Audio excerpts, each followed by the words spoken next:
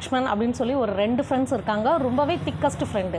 இதில் ராம் பார்த்திங்கன்னா எப்போவுமே பாசிட்டிவாகவே நினைக்கக்கூடிய ஒரு பர்சன். பட் லக்ஷ்மண் அப்படி இல்லை, எதுக்கெடுத்தாலும் நெகட்டிவ் தான். இன்னொன்று, எத்தனையோ வருடங்களுக்கு எத்தனையோ மாதங்களுக்கு முன்னக்கூட்டி நடந்த விஷயங்களை கூட மறக்காமல் அப்படியே மைண்டில் ஸ்டோர் பண்ணிகிட்டே இருக்கக்கூடிய ஒரு பர்சன்.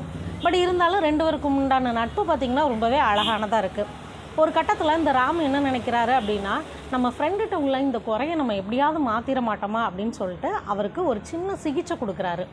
என்ன அப்படின்னு பார்த்தீங்கன்னா, அன்றைக்கும் வழக்கம் போல் லக்ஷ்மணன் வந்து ராம்கிட்ட பேசும்போது அந்த நெகட்டிவாகவே பேசுகிறாரு.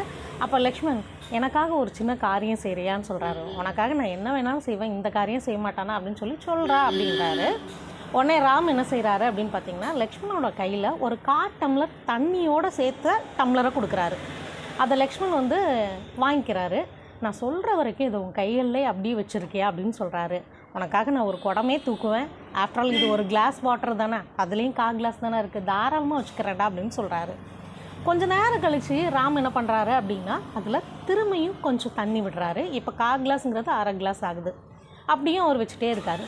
அப்புறம் இன்னும் கொஞ்சம் நேரம் கழித்து திரும்பியும் ஒரு 1/4 கிளாஸ் ஊற்றுறாரு. இப்போது கிளாஸ் வந்து 3/4 கிளாஸ் வாட்டர் ஆகுது. நேரமும் 1/4 மணி நேரம் ஆயிடுச்சு, 1/2 மணி நேரம் ஆயிடுச்சு, கிட்டத்தட்ட 1 மணி நேரம் ஆக போது. ராமால் அந்த கைகளில் இருக்கக்கூடிய அந்த வெயிட்டை தாங்க முடியல. உனக்காக குடத்தையே தூக்குவேன்னு சொன்னவரால் இப்போ அந்த 3/4 டம்ளர் வாட்டரை கைகளால் ரொம்ப நேரம் வச்சுக்க முடியல. ஒரு சர்டன் பீரியடில் ராம் சொல்கிறதுக்கு முன்னாடியே போதும்டா, என்னால் இதுக்கு மேலே தூக்க முடியல அப்படின்னு சொல்லிட்டு வச்சுருவாரு. அதே மாதிரி தான் நீ என்றைக்கோ நடந்த விஷயங்களையும் தூக்கி போடாமல் அப்படியே சுமந்துக்கிட்டே இருக்க. இது ஒரு தப்பான விஷயம். அப்பப்போ நடக்கிறத அப்பப்போ மறந்துடு. நல்ல விஷயங்களை மட்டும் சேவ் பண்ணிக்கோ. கெட்ட விஷயங்களை, நெகட்டிவ் தாட்ஸ் எல்லாம் அப்பப்போ டெலீட் பண்ணிடுடா. ஸோ அந்த சமயம் உன்னால் எப்படிடா தூக்க முடியுங்கிறாங்க.